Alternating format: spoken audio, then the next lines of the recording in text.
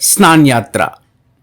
जगन्नाथपुरी में रथ यात्रा निकालने से लगभग 15 दिन पहले ज्येष्ठ माह की पूर्णिमा को मनाए जाने वाला स्नान यात्रा उत्सव या जिसे देव स्नान पूर्णिमा भी कहते हैं, पुरी का एक महत्वपूर्ण उत्सव है।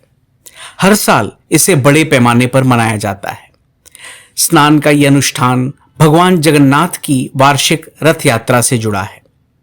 स्कंद पुराण के अनुसार ज्येष्ठ की पूर्णिमा के दिन ही भगवान जगन्नाथ का आविर्भाव हुआ था।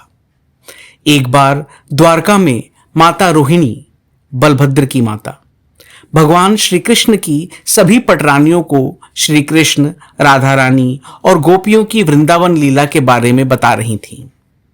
द्वार के बाहर श्री कृष्ण, भ्राता बालभद्र और बहन सुभद्रा इस दिव्य लीला को सुनकर आनंदित, भाव विभोर और इतने विस्मित हुए कि उनकी आंखें फैल गईं, मुख खुला रह गया और अन्य अंग जड़ होकर शरीर में प्रवेश कर गए।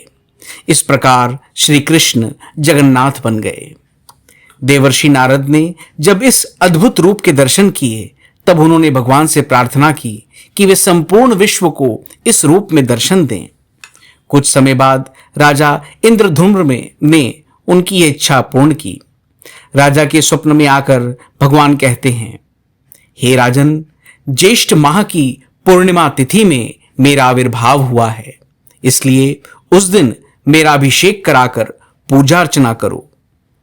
तभी से राजा ने पुरी में स्नान यात्रा पर्व का आयोजन प्रारंभ किया। जगन्नाथपुरी में भगवान जगन्नाथ के कई उत्सव होते हैं और उसका आरंभ स्नान यात्रा से होता है। इस दिन भगवान मंदिर से बाहर आते हैं और प्रसाद के लिए प्रसिद्ध आनंद बाजार के निकट एक ऊंचे स्थान पर स्नान मंडप में विराजित होते हैं, क्योंकि भगवान का आदेश था कि उन्हें ऐसे स्थान पर स्नान कराना जहां न केवल देवता बल्कि साधारण मनुष्य भी आसानी से दर्शन पा सके। जगन्नाथ मंदिर के हस्ती द्वार के निकट एक सोने का कुआं है, जो भगवान के आदेश पर राजा इंद्रधूम्र ने खुदवाया था। स्कंद पुराण के अनुसार ज्येष्ठ पूर्णिमा के पहले दिन विश्व के सभी पवित्र तीर्थों का जल उस कुएं में प्रविष्ट होता है। भगवान के महास्नान हेतु उसका जल 108 घड़ों में भरा जाता है। उसमें कपूर, चंदन तथा सुगंधित तेलों को डालकर उसके ऊपर श्रीफल रखते हैं।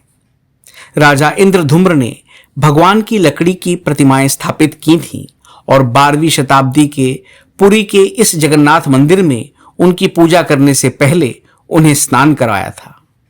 भगवान के इस स्नान को ओडिशा में मॉनसून के आगमन का संकेत भी माना जाता है। रथ यात्रा का आरंभ पवित्र त्रिमूर्ति के स्नान यात्रा से होता है, जिसे देव स्नान पूर्णिमा भी कहते हैं। ज्येष्ठ मास की पूर्णिमा को वैदिक मंत्रोच्चारण के बीच भगवान जगन्नाथ, बलभद्र, सुभद्रा और सुदर्शन को मंदिर के गर्भगृह से निकालकर स्नान मंडप में लाया जाता है, जिसे पाहंडी विजय कहते हैं। भगवान जगन्नाथ का जलाभिषेक। स्नान मंडप के परिसर के सुना कुआं, सोने का कुआं से साल में एक बार इस पवित्र स्थान के लिए 108 घड़ों में पानी निकाला जाता है। इन सभी घड़ों को भोग मंडप में रखा जाता है और मंदिर के पुजारी इन घड़ों के जल को हल्दी, जव, अक्षत, चंदन, पुष्प और सुगंध से पवित्र करते हैं।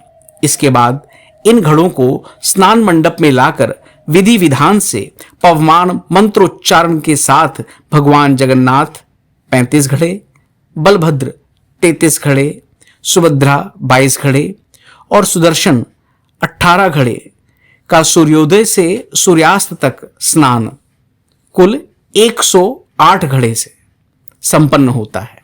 इसे जलाभिषेक कहते हैं। ऊपर से सुगंधित पुष्पों की वर्षा होती है, फूल ठंडे होते हैं और समुद्र की हवा भी ठंडी होती है, जिस कारण भगवान को सर्दी हो जाती है और उन्हें बुखार आ जाता है। स्नान के बाद बीमार पड़ जाते हैं भगवान जगन्नाथ। पौराणिक मान्यताओं के अनुसार अत्यधिक स्नान के कारण भगवान जगन्नाथ और दोनों भाई बहन बीमार पड़ जाते हैं। स्कंद पुराण के अनुसार भगवान ने राजा इंद्रधुम्र से कहा था कि मैं अब 15 दिनों तक दर्शन नहीं दूंगा, मुझे औषधि पद देना और स्वास्थ्य लाभ होने पर मुझे रथ से घुमाने ले जाना, मैं स्नान करना चाहूंगा। यही कारण है कि भगवान को एकांतवास में रखा जाता है और राज्य वैद्य उनका इलाज करते हैं। एकांतवास में करीब 15 दिनों तक गुप्त सेवा होती है।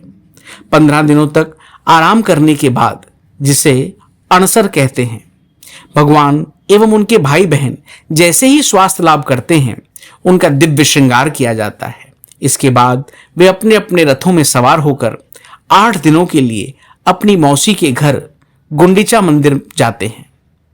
स्नान के बाद 15 दिन भगवान जब दर्शन नहीं देते, तब वह लकड़ी से बने घर में, जिसे अन्नवास गृह कहते हैं, में रहते हैं।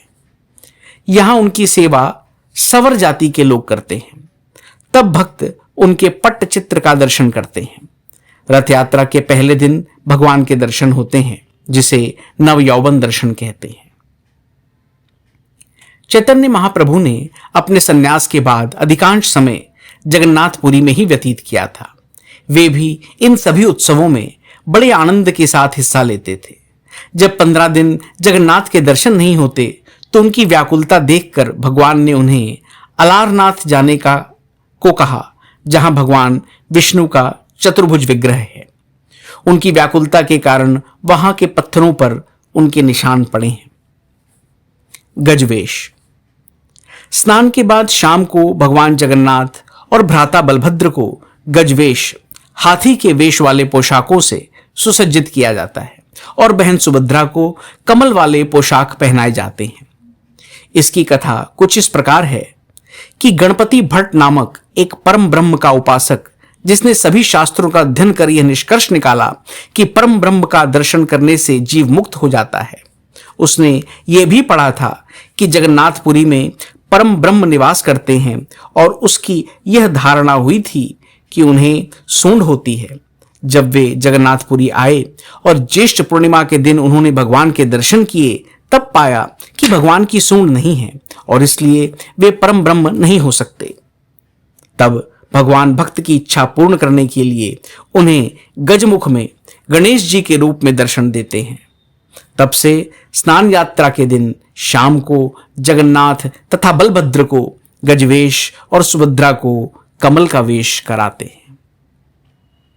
रामकृष्ण संघ और स्नान यात्रा।